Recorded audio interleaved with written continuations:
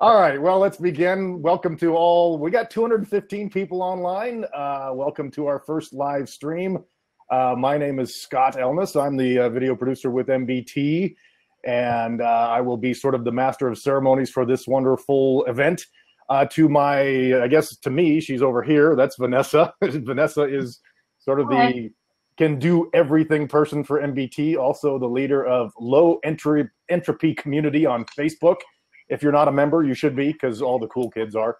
And of course, Tom, everybody knows Tom. We'll kind of skip most of his address. Well, some people may not know Tom, former NASA physicist, and also one of the early leaders in consciousness studies.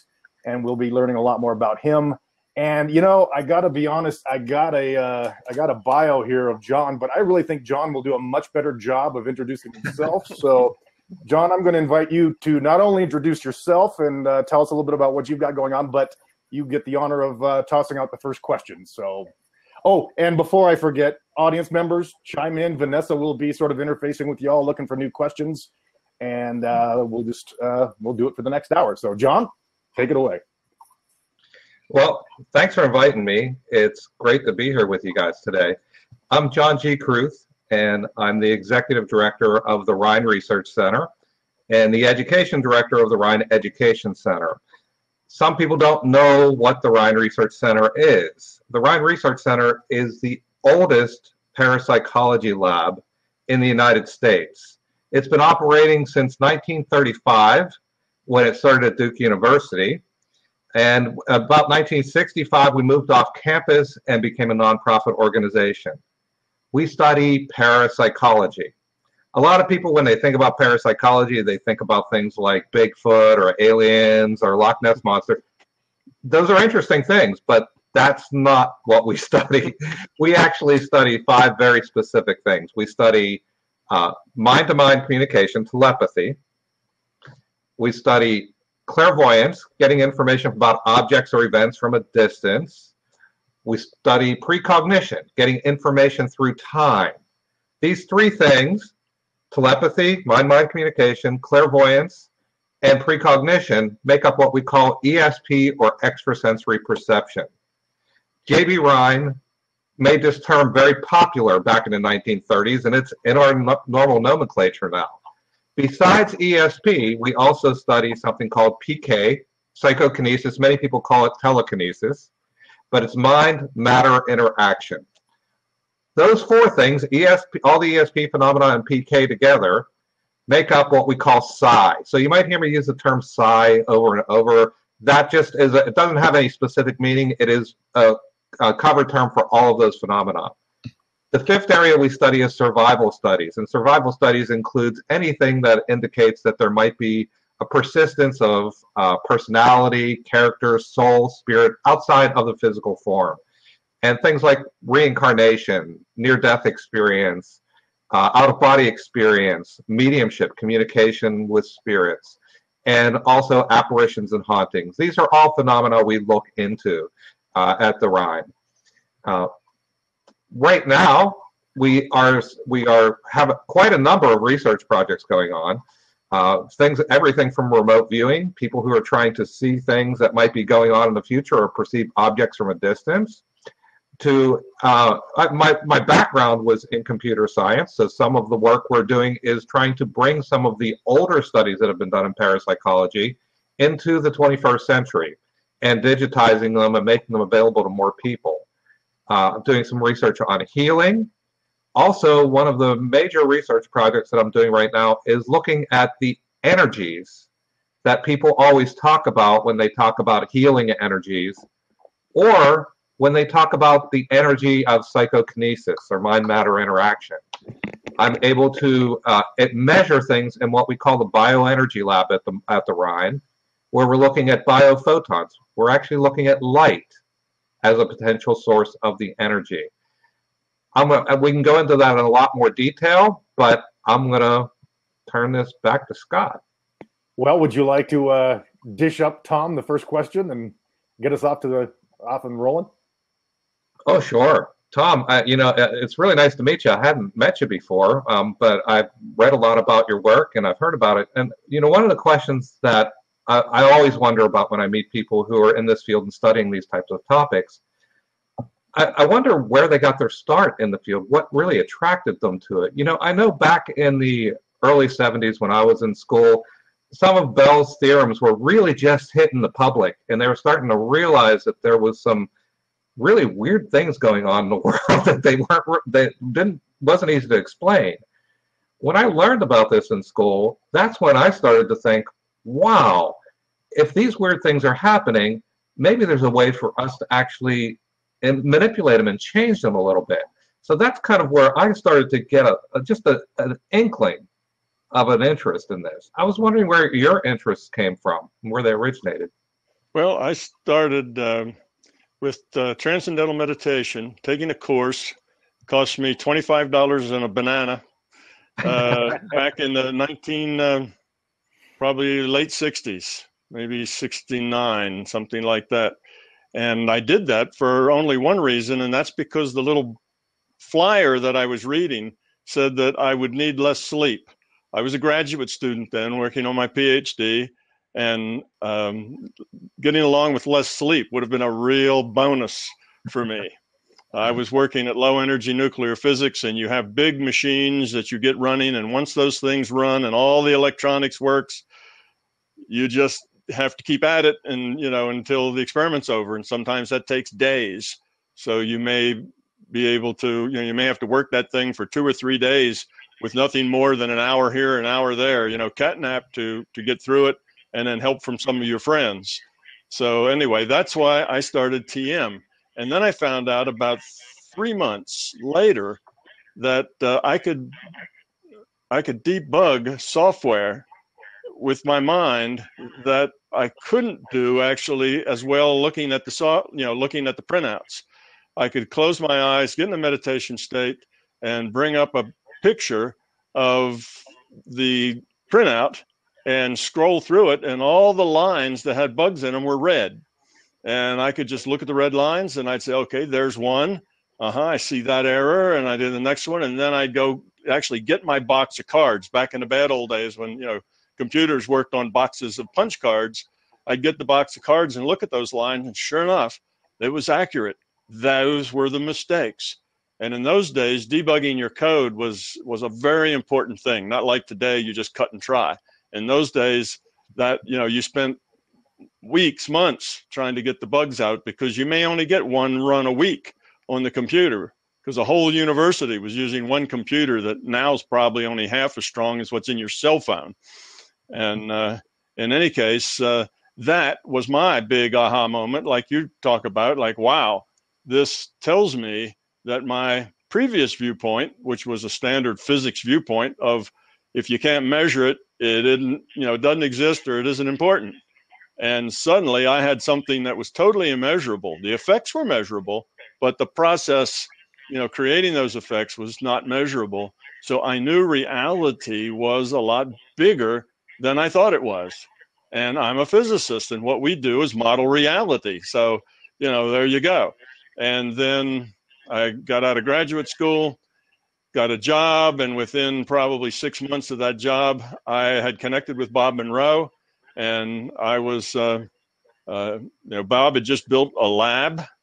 And when Bob built it, he didn't really know what he was going to do with it. It was build it and they will come kind of a thing. Well, they built it and I came.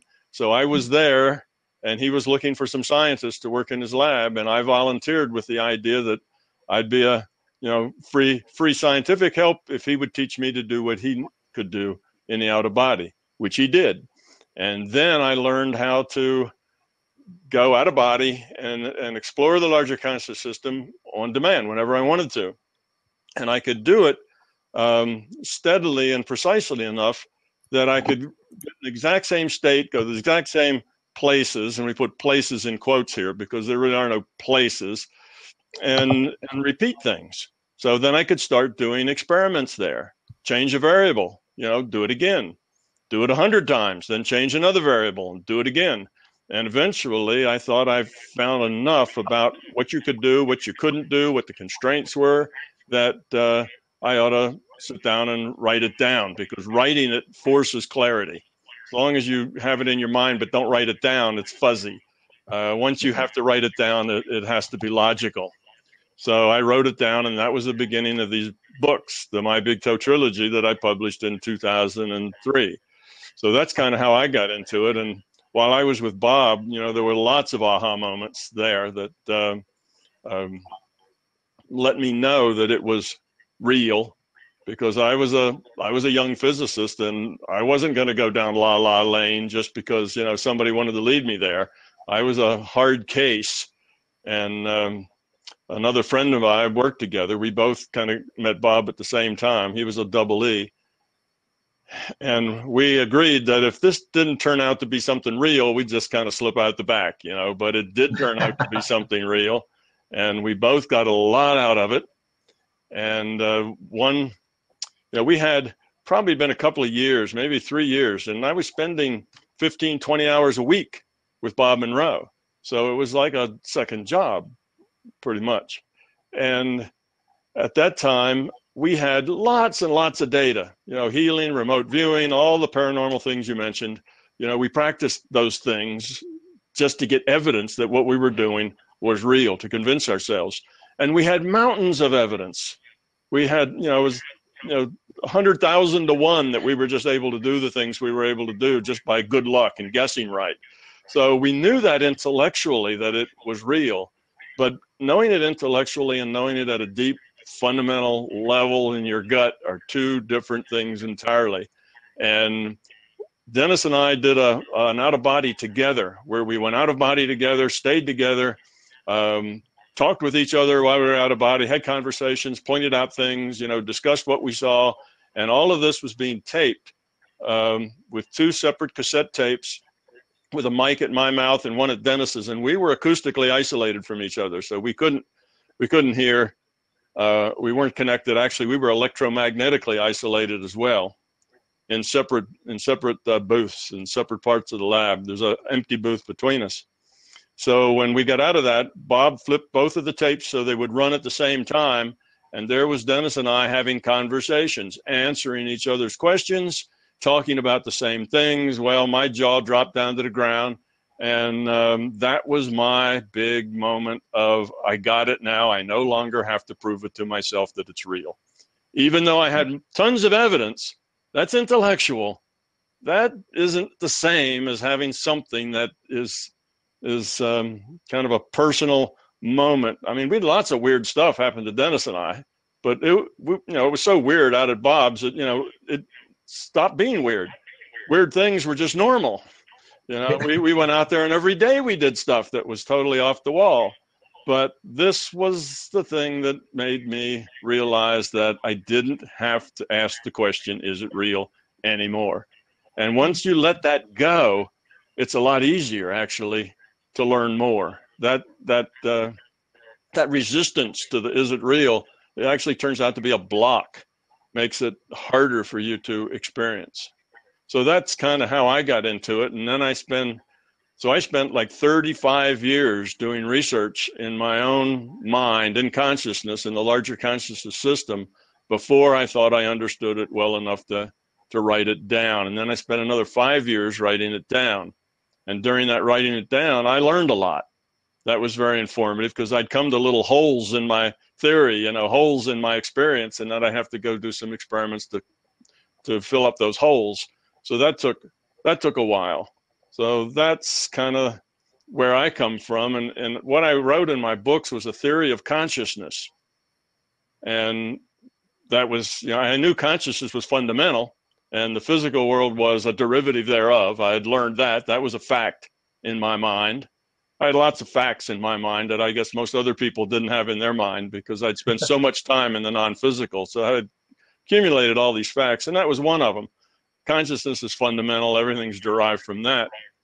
But I didn't actually get the physics connection until about 2 or 3 years after the books were published. And then I realized that the same principles, the same ideas that I had in my theory of consciousness and reality also would answer the big outstanding mysteries in physics. I looked at it, I knew why, light speed was a constant. That was obvious. I knew why, the double slit experiment worked the way it did. It wasn't mysterious or even weird science. It made perfectly good logical sense. So that's when I started, doing more about the physics, adding that part to it. So that's pretty recent. And then just a couple of years ago, I came up with a set of experiments, which is why we're doing this big kickstart.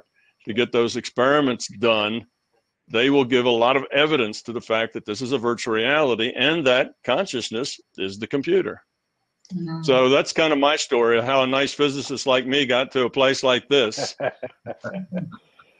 Well, it's interesting to me that you talk about having this out-of-body experience, and now you're having a conversation. One of the things that really convinced me that I didn't have to really question myself anymore was having a shared dream with someone where we both discussed the same issues independently of each other, and we compared notes, and we had the same shared experience during a dream. So the shared consciousness is something that really, it provided me the comfort level that I could then start asking, now that I know this, how can I start talking to other people about it? And this is where I started to think, well, maybe the language of science would work. And it seems that this project is exactly addressing this issue. How can we speak the language that scientists and statisticians can understand, physicists can understand, to help them understand these experiences that we have? Yeah, I echoed, I'm a meteorologist and a theologian, and I think that this, to me, sort of answers, on both ends of the spectrum. Before I forget, one of the things I was noticing, some people were having audio issues. They say that Chrome is the best browser, and we're not sponsored by Chrome, just so that you know. That's a free announcement. Also, last time I checked, I think we made like $66,000 in one day, if anybody didn't look. That's like 44% funded in one day. So now we've got 28 days to finish. So if you haven't chimed in and contributed, go and do that now. That would be awesome if we could get it done earlier and get this thing rolling. Vanessa, I assume you've probably seen some questions out there you want to throw one at us here? Yeah, so around the experiments, Chase had a question asking, how long will the experiments take from start to finish with all the results? I missed some of that, Vanessa. The audio kind of warbled there in the middle of your question. Oh, basically Chase was just asking, how long will the experiments take to conduct? Well, these experiments have not ever been done before, so it's a little chancy to predict exactly how long they're going to take. When you're doing experiments, they seem real easy when it's just in your head and you can see how it's done. But then where the time gets used up is in trying to get the equipment to work and work right, and not have noise and not pick up vibrations from the outside world and, this sort of thing. So there's lots of issues that come up with actually doing the experiment itself that takes time. You have to get the right equipment. Sometimes you buy equipment, you think it's right, but it doesn't quite work. And then you have to, get more, and all of that takes time. So I don't know exactly, but if we get enough funding, the funding that we have as a minimum, that $150,000, that is a bare minimum for us to do a few experiments and make a little documentary about doing it. If we get more than that, we'll be able to do more experiments. And to get probably to do all the experiments, it's going to cost more in the $300,000 or so, like double that.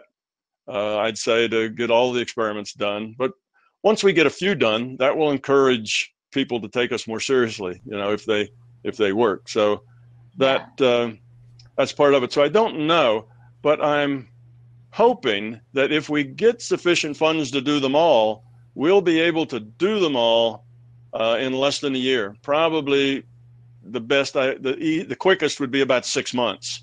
It just takes time. I mean, it's going to take a month or so just to get the equipment together and start putting it together and finding a good place. We have some lab space now that we can use. We're not sure exactly where we're going to do the experiments yet or who's going to do them. That will take some time. So if you add all these things together, if we get it all done within 6 months or a year, I think that'd be about as much as anybody could hope for. there are about 17 experiments. That's a lot of physics experiments. Even though if you get the equipment and get them going, some of them will kind of be easier then. The first setup before we get the first one done, may take us, 4 or 5 months. But after that, they ought to come along a lot quicker. So it's not going to be long, though. It's not like, a decade from now we'll have the answers. It's not that sort of thing. This is short term. I very purposely made these experiments such that they were, as experiments go, easy and cheap. But that doesn't actually mean they're easy or cheap, either one. Just as experiments go, physicists typically do experiments in teams of 4 or 5 or 6 people, sometimes more. When you read a physics paper that's experimental, there's usually at least 5 names at the top of the paper. And these come from multiple institutions. And those institutions pool resources. And they work on this research project for 2 or 3 years, before they get a publication. That's kind of the typical physics experiment. It takes 2 or 3 years, and it costs a lot of money, and there's a lot of people involved. Well, when I say that ours are simple and easy, I mean relative to that. I think we can probably do it all in a year for probably $300,000 or so. So we'll see how much money we get, how quickly we can work on it, whether we get the equipment together, find the right people, and finding the right people is going to be key. We really need some smart people who have a lot of prior experience in setting up this quantum optics kind of experiments. They're familiar with the equipment. Otherwise, we could spend 6 months just coming up on the learning curve, trying to figure out how to make all the equipment work together. So somebody who really knows what they're doing is already smart about that. They can put it all together maybe in a month instead of 6 months it'll take us if we're doing it for the first time. So it just depends if we find the right people, find the right space, and if we can afford it. But it's not a big, impossible thing. Sometimes in physics, there'll be an experiment, but there's really no way to actually implement the experiment just yet. Like some of the ones that Walker came up with. Well, he did some of those. Walker, is that right? Did I get the right word? Wheeler? Wheeler, yeah, the ones that Wheeler did. He just had one that was finally executed in Australia just a year or so ago. And Wheeler came up with that experiment 25 years ago. You see, so it took 25 years before the equipment came available to actually do the experiment. And that's not that unusual in physics, that people come up with experiments, but they're not really doable very quickly. They're hugely expensive, and we have to spend a few decades creating better tools before we can do them. Well, these experiments aren't like that. So for those of you that may be worried, well, is this going to be a decade? How long is this going to take? Can you do it? No, they're really cheap and easy as these things go, which means if everything works right, a year or less, we ought to be able to get it done. Yeah. Speaking of which, I don't. If you are watching and you want to geek out a little bit on the experiments, on the YouTube channel, there's actually some really good videos. There's one long one where Tom goes into the whole explanation, and then they're broken down into various experiments. So if you're like me and you like to geek out on the details, definitely want to go check that out. Vanessa, how about another question from the peanut gallery? Yeah. Absolutely. And sorry, just with those videos, it's the MBTLA that he really breaks them down, the MBTLA. So Liam had a question around the funding and the money that we're raising. He's just asking, will we be fully transparent with the money, show invoices and receipts, or are you just going to go and buy a house with the money? We will be just as transparent as we can be. I guess there's various grades of transparent. Maybe if we hired 2 or 3 accountants, we could be really super transparent.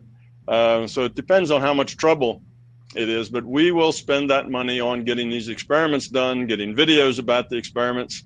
And if we should be so lucky as to have anything left over when we do this, it's going to go into this nonprofit corporation, which is a corporation that I've started basically to further MBT, to do research to make an archive where all things MBT get collected together, all the videos, all the talks, everything that's out there, all the discussions, and just to make an archive of all of this so that people can do their research and can come in and look at it and would preserve it. So that's where any extra money will go. But none of it is going to go into the pockets of the people participating. We guarantee you that. It's all going into doing these experiments and trying to further the work that we're about here, which is, I guess, it comes in a couple of layers. One layer is to change science, have science open their minds to something bigger than just what you can measure. And secondly is to change ourselves, because we understand who we are and why we're here. And thirdly, if we change ourselves, that'll change the world. So that's really the place that we're going, is trying to make this world a kinder, gentler, more productive, cooperative place to live. That's the end point. And all of that money is going to go to furthering those goals. Mm-hmm. Yeah. And then Dina is asking, if these experiments work, according to your prediction, will it definitely prove that this is a virtual reality? Well, in science, we don't really talk about proof anymore. Dean Radin is very famous for saying, proof is about whiskey. Well, proof is a little more than about whiskey. It's also about mathematics, and it's about logic. And it's about mathematics because mathematics is nothing other than the logic of quantity. That's all mathematics is. So there are proofs there. But in science, we talk about evidence, not proof. And the reason we do that is because there's a lot of time left for this planet to still exist, and who knows what kind of information we may get in the future. So physicists stopped talking about physical laws and proof probably in the early 1900s, when quantum mechanics totally destroyed all the laws that were existing at that time in physics. And then we realized that, making a law is kind of arrogant in the sense that you think you know everything and there will never be anything else in the history of the world to contradict that. Well, we don't do that in physics. So we have theories and we gather evidence. Well, I think these experiments of mine, if they work out the way I hope, they will produce very, very strong evidence that this is indeed a virtual reality, and they will produce strong evidence that consciousness is the computer, because there is really going to be no other rational explanation for them working the way they do. I'm going to do some things that are absolutely impossible. I'm going to perform a couple of miracles with these experiments if they work out the way I want. They'll do things that are not just weird, like the double slit, where these particles put themselves in a diffraction pattern for no apparent reason. We're going to do things that are physically impossible. We're going to be able to predict how a radioactive nucleus is going to decay, what direction that particle is going to go in before it decays. We're going to predict whether a photon reflects or transmits at a beam splitter. And these are physical things, not just patterns and mathematical things, but physical things that will be doing things that are just impossible. And if we do that, that's pretty strong evidence that this is not a physical-based reality, that this is a computed reality. And it's also going to be, because of the way we change some of these experiments, and the way the experiment works changes with the logic in the experiment. And you can see that the larger conscious system has to adapt to what it is we're doing and try to maintain the consistency for our reality that it's trying to maintain. And that will make it a very strong evidence that consciousness is the computer, and there's no other logical explanation. Tom, could you expand where the on computer that? is? Could you expand on that a little bit? Because I think that's a crucial point, that that we have the Elon Musks and stuff like that out in the world that are talking more from a materialistic based virtual reality, whereas yours is very different in that it's consciousness based, and maybe some people don't quite understand the difference between that. Yes. Well, I did put out a little video a couple of months ago that talked to this subject. It's about a 15 or 20 minute video. I have a hard time answering any question in less than about 15 or 20 minutes. It's just my nature. I can't help that. I don't do sound bites very well. Anyway, yes, most people, when they talk about virtual reality, they've taken a half step in the right direction. And that's because the experiments in physics show that this can't be a materialistic based universe. Materialism just won't answer, the experiments. Just the double slit experiment says things. Things happen there with these particles lining up in diffraction patterns when there is no force to make them do that you cannot have a materialistic explanation for that. So we know that materialism isn't what's at the base of this reality, but scientists still cling to it anyway. It's like instead of saying, well, our theories just don't pan out with this experiment, they say instead, gee, that's a weird experiment. Well, let's go on. And they've settled into the idea that quantum mechanics is just weird. And, can quote Richard Feynman, we will probably never know how and why these experiments work. It's just impossible to know. So instead of seeing that they have failed to find a perspective and a way to understand the results of their experiments, they go on with materialism and call their experiments weird and figure that that's a good explanation. Well, that's not a good explanation at all. So we have the same thing in virtual reality. People cling to materialism, even when the facts are someplace else. So enough people are now convinced not just through quantum mechanics, but there's a lot of other things that also show us that this is a computed reality. But they cling to materialism. So what they do is they say, well, if this is a computed reality and reality is really information-based, then, well, how do we make that physical? How do we make it physical? And they say, well, okay, it's that our predecessor, the people in the future, humans in the future are nostalgic. So they have created this virtual reality of the past, and that's this virtual reality that we play in. We're their ancestors, and they are making this virtual reality, and they're playing their past. And they say, well, look at the virtual reality games we play. They're all cast in the past. People run around with swords. People run around with ride horses and do all the things that they did in the past, and that's what they're doing. Well, that just doesn't make any sense at all. There's 3 or 4 reasons why that is just illogical.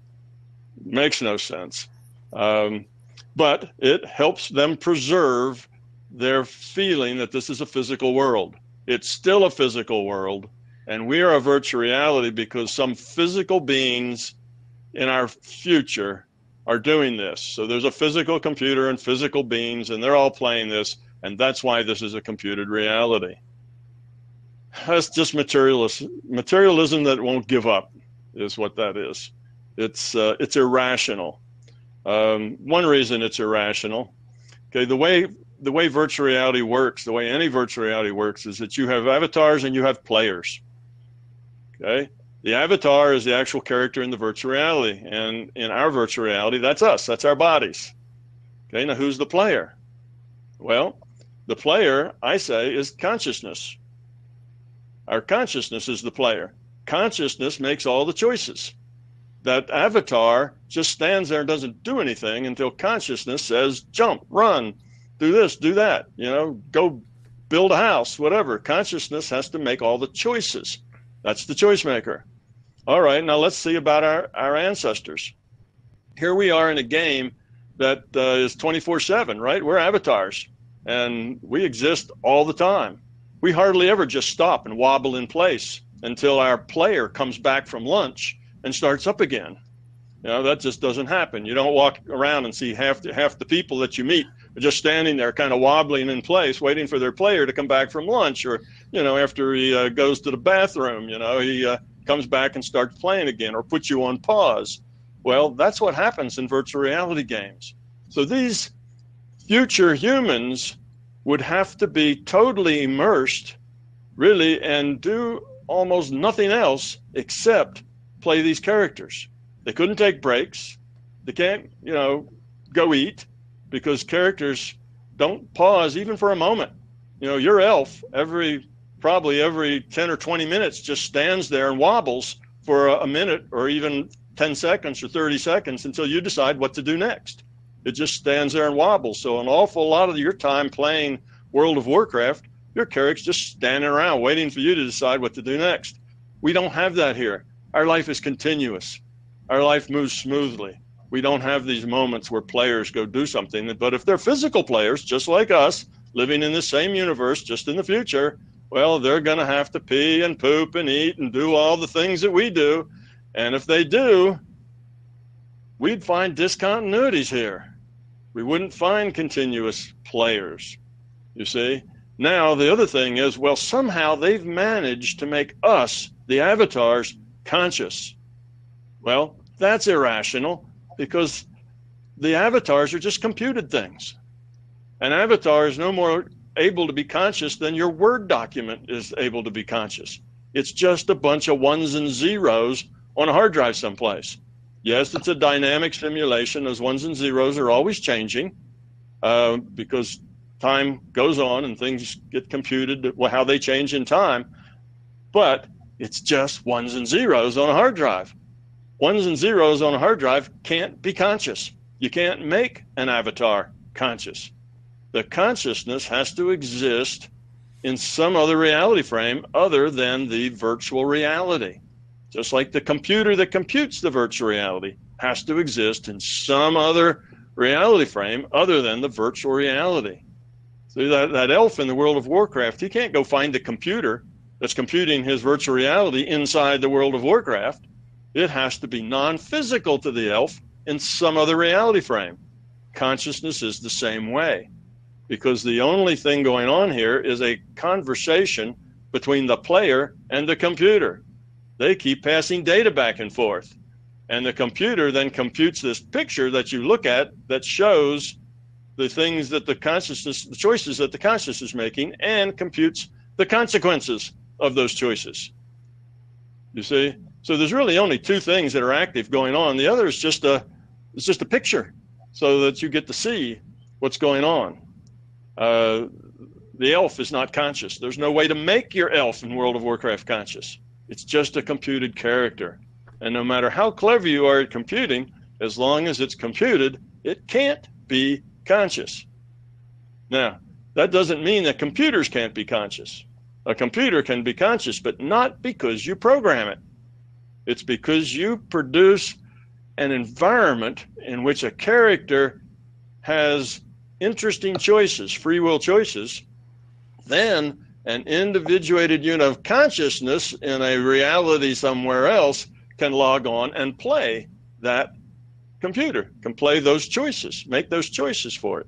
You see, just like it does for us. So you don't program consciousness into a character. That is irrational. It's illogical, and that's not how it works. So that's it. So we have lots of people saying, yeah, virtual reality is a great idea, and it's our ancestors and this and that. That's materialism that just won't die. If you look at virtual reality, you see it can't be computed from inside the virtual reality, and you see that the consciousness also has to be outside the virtual reality. So ancestors are just a grab in the sky for some sort of explanation that maintains our sense of materialism. And yes, that's the common view. And that's even what's meant when they talk about the simulation hypothesis. That's what most people think when you say that. But that's not what I mean by it at all. My simulation hypothesis is a very different one. Yes, this is a simulation, but not because there are other humans, computing it. It's because consciousness is fundamental. Consciousness is the computer. Consciousness is the player. And what you see here in our bodies, we're avatars. And we avatars are just computational. So does that answer your question? Probably more than answers your question, right? I think that's, for me, that was one of the things that really set you apart. And, when I discovered that's where you were going, it was something that was an aha moment for me. So, I think that's something we need to get out. I did see a few people chiming in about the technical parts of all this. They are on our YouTube channel. We didn't put them on the Kickstarter page now just to keep it from getting too cluttered. So go to Tom Campbell on YouTube. and check that out. Vanessa, I want to grab a question from you, but I want to give John a heads up. After we get done with this next question, I want to find out how this all sort of ties into what you're doing. But Vanessa, let's grab a question from the audience. Oh, sure. So Max Hallman has a question asking if you would consider, Tom, a collaboration with Jordan Peterson. One of his central ideas is that the purpose of humans is to mediate between order and chaos, to go into the chaos and transform it into order, which is obviously very close to your concept of love and entropy. And maybe you can speak on how love and entropy, low entropy, relate to each other, and how doing these experiments will ultimately lead us to a paradigm shift moving into love. Okay, I'll try to make this a little quicker. Some people have the idea that you have good and evil, you have order and chaos, and those two things have to coexist in order for either one to exist. In other words, you can't have order if you don't have chaos. And I don't agree with that. You don't have to have evil because you have good. You don't have to have good because you have evil. Good and evil is created because we have free will. When you have free will, you can make good choices and you can make bad choices. And what it is we're trying to do is make good choices. That's the growing up we're trying to do. As we make better choices, then we move toward being cooperative and caring and loving and that sort of thing. And as we make bad choices, we move toward being fearful, which is self-centered and grabby and greedy and all of the negative things.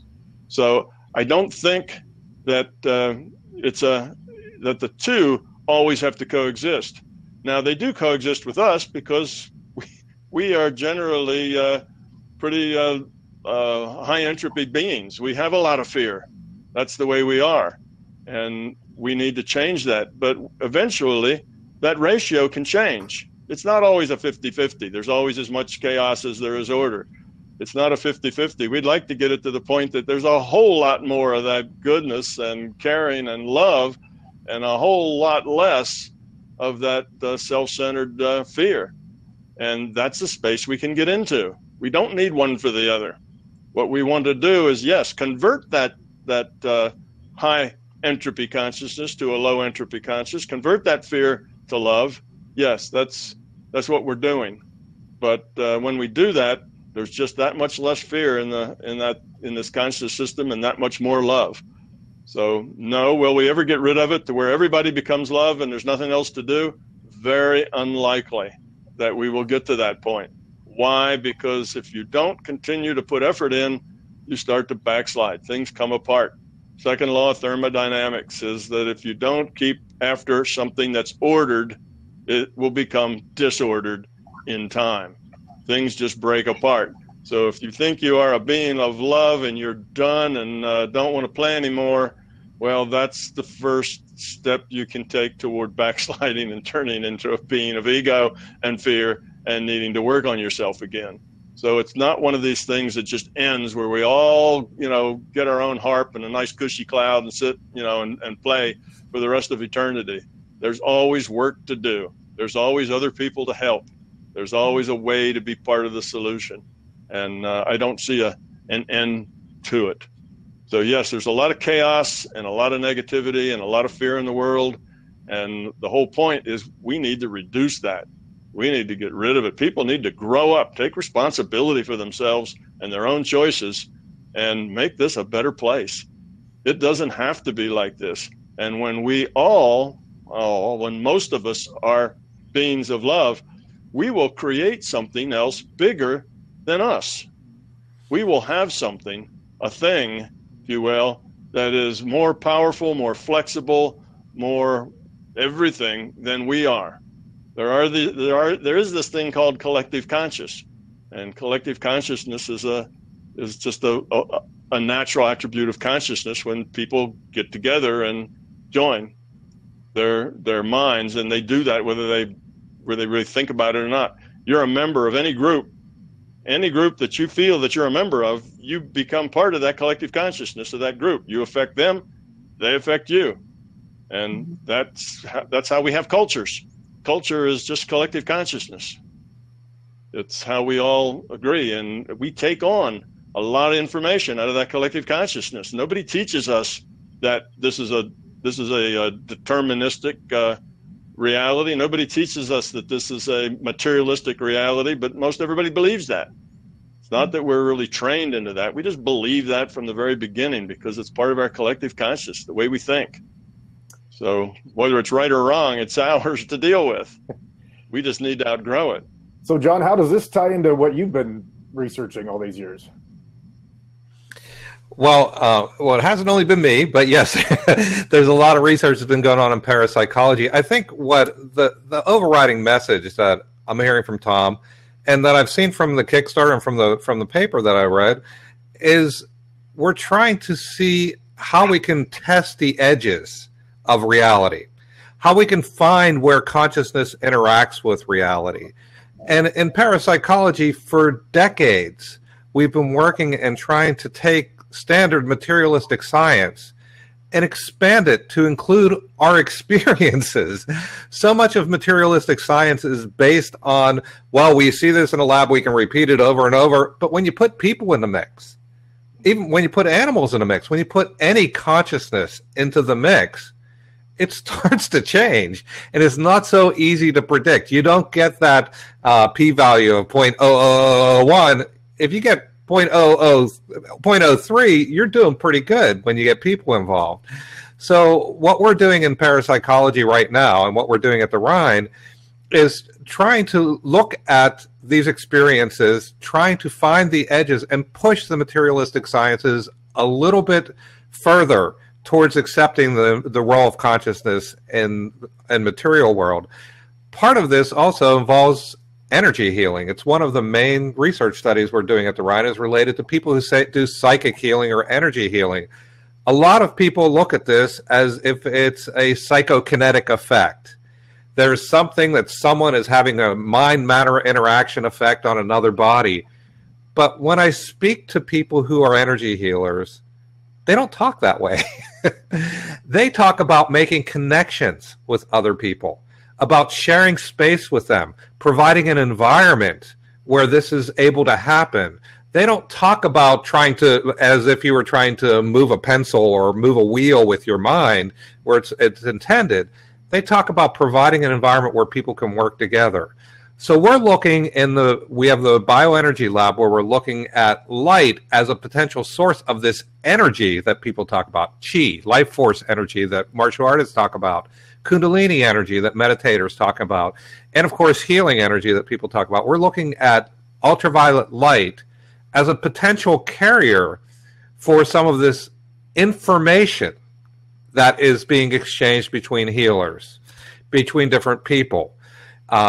It's an information-based system rather than a material-based system, a particle-based system. This is where we're going with some of the current work we're doing at the Rhine right now. And, Tom, when I look into your experiment in more detail, and I look at some of the things you're doing with the double slit, I got cut off for a while, so you might have mentioned, I heard you say Dean Radin and talk about his work a bit. You're familiar, I'm sure, with his work that he did with the double slit and consciousness and trying to have consciousness intervene and affect the double slit, which was published in, I think, Phys Notes, which was, it's a nice crossover from parapsychology into physics and was accepted by the physics community. I'm wondering how your experiment differs from some of Dean's work. Well, it differs a whole lot. What Dean Radin was doing, and one of the things I should say is that what my model does is it builds a foundation of theory under the things that Dean Radin's doing and the things that you're doing. It builds a foundation of theory that says how it is people can heal. Just talking about that, it says, here's how it works. It works like this. So it builds this logical foundation underneath of it and gives an explanation according to just the same theory of consciousness, gives an explanation of how all the paranormal things work at the root, what's going on there. Well, what Dean was doing is he was using consciousness to modify future probability of the results. These results are very sensitive results. So there's lots of potential noise and changes and little things that can change that make a change in the results. And whenever you have uncertainty, you can modify the way that uncertainty works out. The way that uncertainty comes together and comes up with a result. You can modify that with intent. And it's just a fundamental part of consciousness that within uncertainty of a problem, consciousness can modify the future probability of how that uncertainty plays out. So Dean was Dean was doing things that involved the double slit, but what he was doing really wasn't science, and I shouldn't say that, really wasn't physics in the sense it didn't have to do with the double slit so much as he was just using the double slit to set up a situation where you had uncertainty and where a person's intent could modify that uncertainty to come out in a certain way. We do this all sorts of things. That's what that's the way we heal. We modify future probability. That's what the placebo effect is about. It's modifying future probability.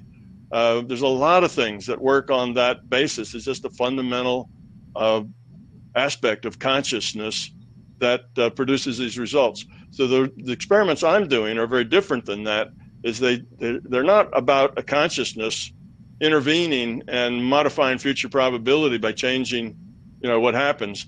They're just hard physics experiments. You're going to set up this physical stuff and you're going to throw your particles into it, and they're going to do whatever they do. It's nothing about a mind focused on them or not focused on them. This is just hardware interacting, and it's going to come out with a hardware result. So it's not a consciousness is meddling with it someplace. What it is it's just the way the physical world works. Now that's what scientists will pay attention to. That's how they work. That's how they think.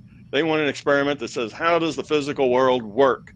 And that's what I'm doing with these experiments. So they're not psi experiments at all. They're just plain physics experiments. And they will do a couple of miracles, I hope. And when they do, physicists will have to say, well, I guess the world works a lot differently than we thought. And there will be no other explanation other than that this is a computed reality. So that's the big difference. They're not of the same type of experiment at all that Dean Radin was doing. You can do, that's what Pear Labs did. They used their intent to modify future probability where there was uncertainty. When you get random numbers, there's a little uncertainty exactly what an average is going to be. Okay, you take 1,000 random numbers between 0 and 100, and you're going to get 50, sorta. But if it's 1,000 numbers, it'll go anywhere from 49.87 to 50.02. There's some uncertainty there. So within that uncertainty, you can use your intent to change that probability. So you can make, every one of them be on the high side, not by much, just a little. You can make them all come out to be 50.02. But if you do that with 10 different experiments and every one, the average is on the high side, that's equivalent to flipping a coin 10 times and having it show up heads every time in all 10. So see, even though the change is small, and they faulted Pear because, that change is so tiny, it doesn't matter that the change is tiny. What matters is that you can repeat that over and over again. And, it's the same kind of an experiment, is that it's an intent-based experiment. That's why healers are using their intent for healing, their intent for that person to feel well, that intent for a better future for that person without the disease. It's that intent that's the motive force. And there is no physical process by which energy gets transmitted, you see, because now we're getting the physical. We're getting something physical like photons or light to be an intermediary between intent, consciousness, and the physical body. But you don't need a physical intermediary.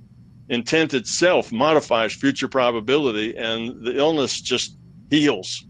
It just goes away, because in physical systems, there's so much uncertainty. Our biology is so complex. There's so much uncertainty there that it's just easy to modify that toward better health. That's why healing is so easy. Anybody can learn to heal with their mind. Anybody can learn a remote view. It's not like only a special few people, are born with a gift that enables them to do that. Anybody can learn to do that. All they really have to learn is to get their intellect out of the way and work, from an intuitive being level place rather than an intellectual place. And it's a simple thing to do. So yeah, it's all mind based. And remember, this matter isn't really matter, it's computation. It's an information-based system. Exactly. Which is where, yes. And this is where the light is acting as a carrier for information. But this is what we're looking at now. Yeah. And, Tom, we could have a long conversation because a lot of healing is not intention-based at all. This is what I'm finding in our research. But that would be a much longer broadcast, and I didn't figure we would go into that in detail. I'm interested. I'd like to hear about that. Although intention is not always driven by the intellect. There's a lot of intention that just happens at the intuitive and being level that is maybe not recorded as intention, but still, it seems to be more needs based from what we're looking at with certain types of people who are doing work. If there's a need, it seems the healing tends to happen, as opposed to the healer actually having to even know what they're healing and intending to do it. Well, I would agree with that. Yeah, but I think I can work that through as an intentional thing, because need focuses intent. If you have a need, you have an intention, and if you like to be part of the healing process, you have an intention. So it's not something you have to actually plan to do. It's just part of what and who we are, that things like that happen. But yeah, we should talk more often and kind of share data and share stuff. I think I would enjoy that. I'd look forward to learning some things that I don't know with a conversation with you. Well, I know that you come to the Monroe occasionally, and we are just down the road. I go up and see Scooter and see Joe quite often. The one other thing I wanted to mention, and I hope I'm not running too long here, is you were talking about, having this straight physics experiment without having psi involved, without having a parapsychology involved at all. But from my perspective, all experiments are psi experiments. Yeah. Because you have an experimenter involved. And the experimenter effect, the intention of the experimenter can have an effect on the outcome. It's hard to blind yourself as the experimenter from the intention and from the experiment completely. I don't know if you're taking any steps in that area, but this is the type of thing we look at in parapsychology. Traditional scientific experiments don't even consider this role at all. Yeah, but we have to consider this. Yeah, I agree. It's impossible, really, to separate any experiment from intention, because somebody has to do the experiment, and experiments don't do themselves. And as long as humans have to be involved in doing it, then there's going to be an intention.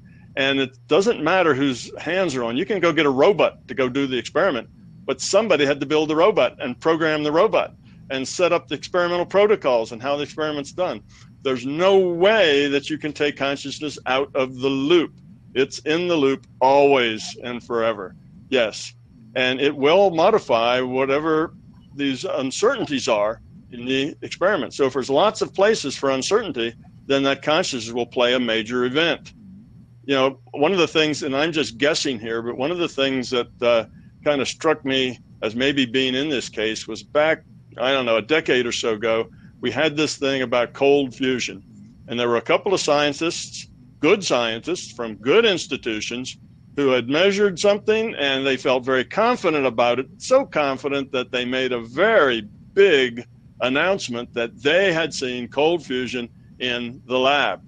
Okay. And you don't do that when you're a scientist just because, you'd like to do it. I mean, you really have to have the goods, and you have to have done it 10 times or 100 times to convince yourself of going out on that limb to make that big of an announcement. Well, they did, and guess what? Nobody could reproduce it.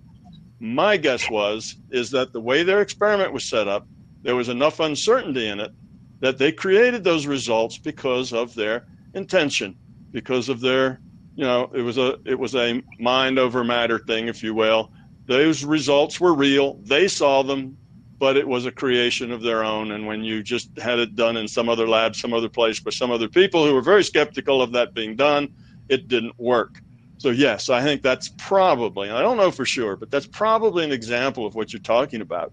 Where there's uncertainty, mind will affect that uncertainty, and there is no way to isolate from it. It's I just finished a recent study where what we were looking at is whether people's moods and emotions can have effect on working computer networks.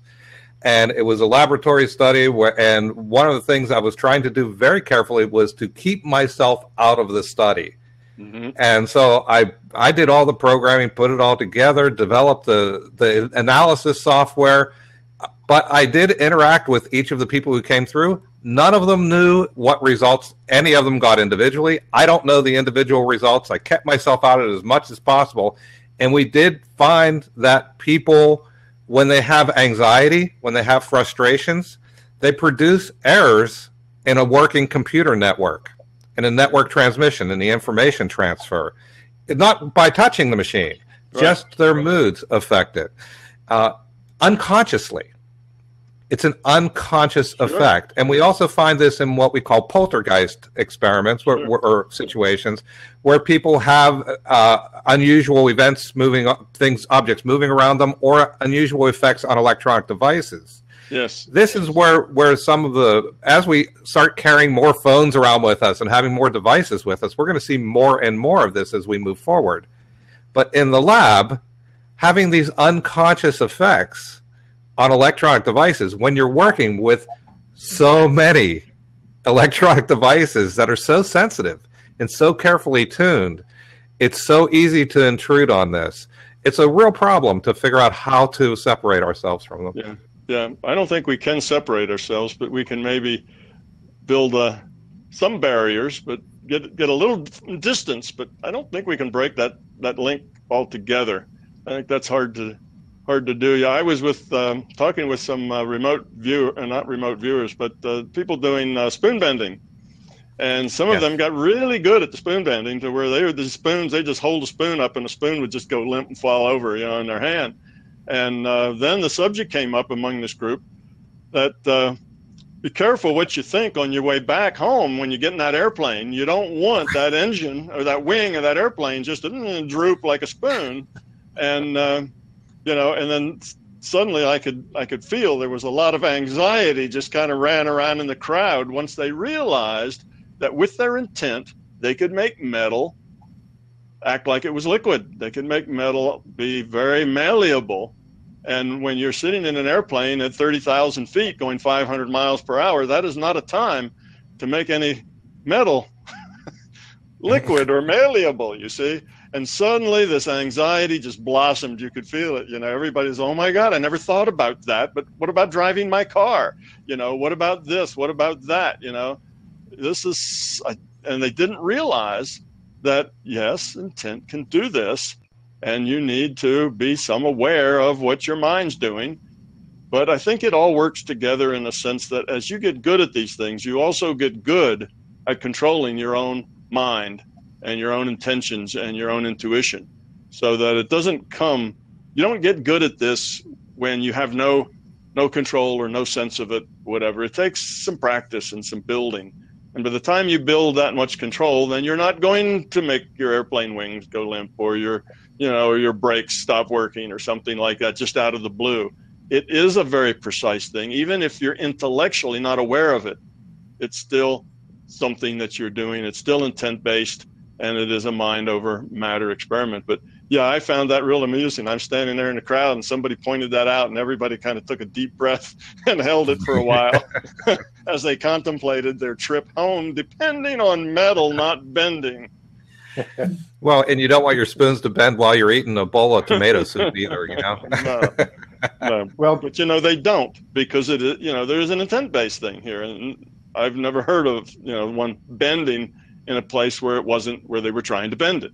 So it's because it's an intent-based thing. So anyway, yeah, it's very interesting, but you can't take the mind out of the interaction, because the interaction is because people create the interaction. And if people are involved in it, then you've got a variable there that cannot be eliminated.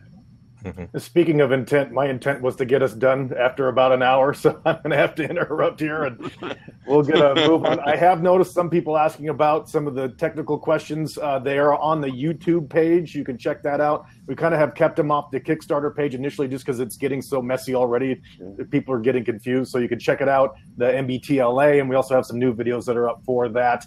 Also, I think we're coming up on 50% funded already. So if you haven't made the donation, go ahead and do it. Want to thank John for joining us. That was a fascinating conversation. I believe the website is rhine.org. Is that correct? Yes, Rhine, WHINE.org. And that's for the Rhine Research Center. And then we have rhineedu.org for the Rhine Education Center, where we teach courses in parapsychology online. Okay.